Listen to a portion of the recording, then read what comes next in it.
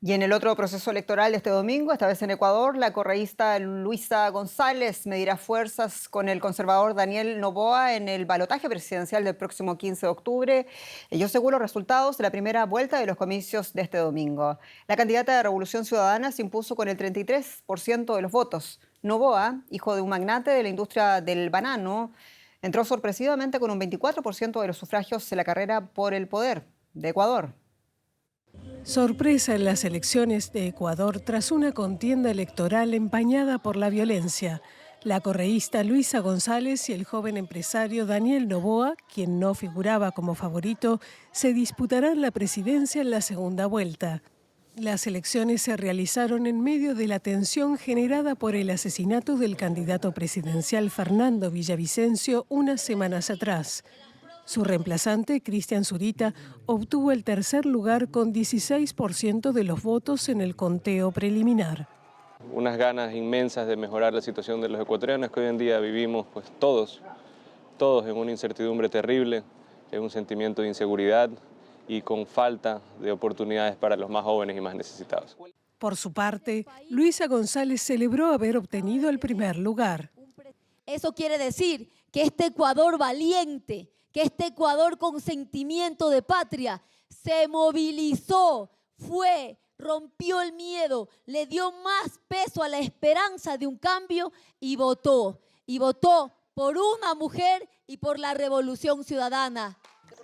Los candidatos acudieron a las urnas con chalecos antibalas y un fuerte resguardo policial en medio del estado de excepción decretado por el actual presidente Guillermo Lasso, quien optó por no repostular tras disolver el Congreso y llamar a elecciones ante el temor de un juicio político.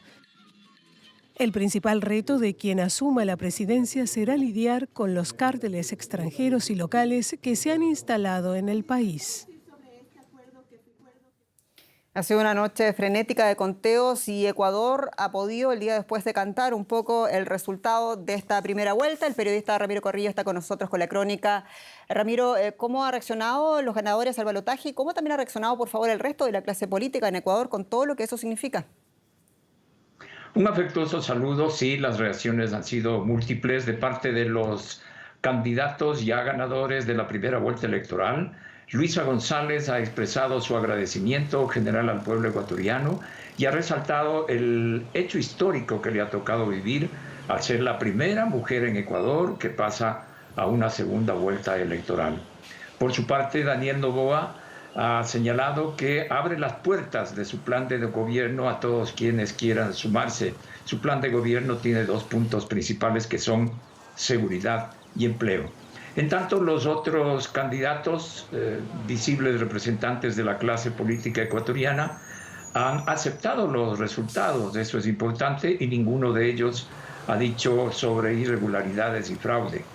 Quien habló sobre ello fue el expresidente Rafael Correa, quien se quejó de las irregularidades en el voto telemático que compromete a cerca de 500,000 de votantes ecuatorianos en el exterior, proceso que está todavía en investigación y que no tiene un pronunciamiento del CNE todavía.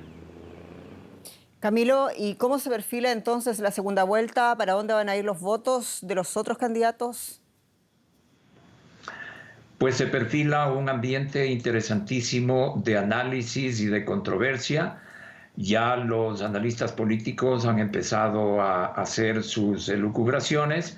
Han señalado que el voto de Luisa González es el voto duro que ostenta Rafael Correa y que al ser así no tiene posibilidades muchas de crecer. En tanto, la sorpresa de la elección, Daniel Noboa, tiene mucho margen para hacer contactos, para conversar, para formular acuerdos, según se ha dicho. En todo caso, hay otro escenario que se perfila también interesante, como es la conformación del Congreso de la Asamblea Nacional, 137 curules, de los cuales 50 puestos han sido optados y captados por la Revolución Ciudadana. Esto es cerca de 40%, del 40% de la integración total, lo que hace dar un perfil diferente a los posibles acercamientos, negociaciones, proyectos, etcétera, que tenga tanto la una como la otra candidatura. Ramiro Carrillo, colega, disculpas por un lapsus, te cambié el nombre. Ramiro Carrillo, muchas gracias en Quito. No hay problema, siempre a la orden.